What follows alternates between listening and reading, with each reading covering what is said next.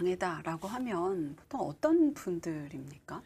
성기능 장애는 우선 제일 먼저 성욕을 느껴야 되고, 그 다음에 흥분을 해야 되고, 그 다음에 남성에서는 발기가 돼야 되고, 그 다음에 사정이 돼야 되고, 그 다음에 쾌감을 느껴야 되고, 그 다음에 더 가서는 뭐 임신까지 할 수 있는 이런 아주 광범위한 분야죠. 거기에서 어떤 한 군데라도 이상이 있으면은 이런 성 기능에 무슨 장애가 되는 건데, 그 중에 가장 많은 것이 좀 발기 장애가 많고 사정 장애도 많지만은 의외로 이런 성욕이나 흥분이 안 되는 이런 장애도 많이 있죠. 네. 그러니까 아주 광범위한 전신적인 그런 그렇네요. 분야예요. 예. 근데 이런 장애의 원인은 어디에 있습니까?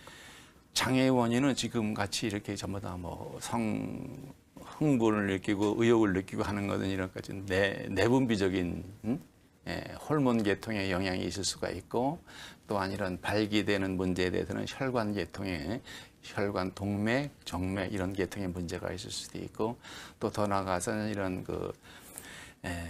성신경 계통에 신경계통에 이상이 있으면 이런 문제가 장애가 생길 수 있고, 네.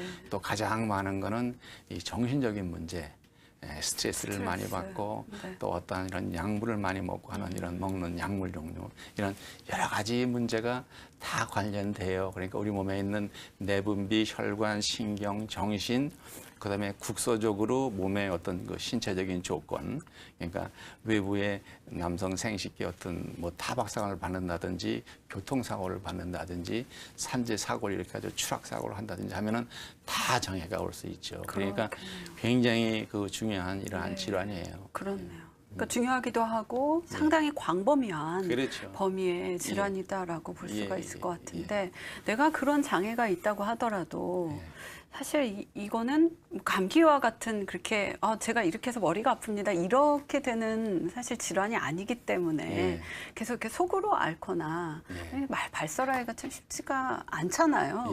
보통 이런 분들이 오시면은 어떻게 이렇게 대응을 또 하시고 또 이런 분들은 또 어떻게 병원을 찾아가야 되는지도 궁금하네요.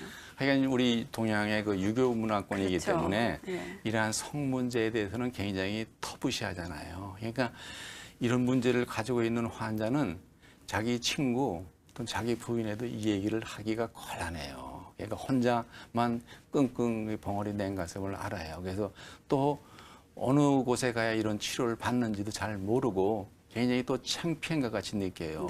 자기 실제적인 자기 몸에 생긴 병인데, 그러다 보니까 한 3년, 5년 동안 고민하다가 나중에 안 되면 그때 늦게 와서 찾아오는 환자가 있게 되고 해요. 결국 또 더구나 재미있는 거는 이러한 성 문제로 고민을 하다가 저희한테 찾아와서 치료를 받아가지고 아주 진짜 만족하고 좋은 환자들도 있거든요.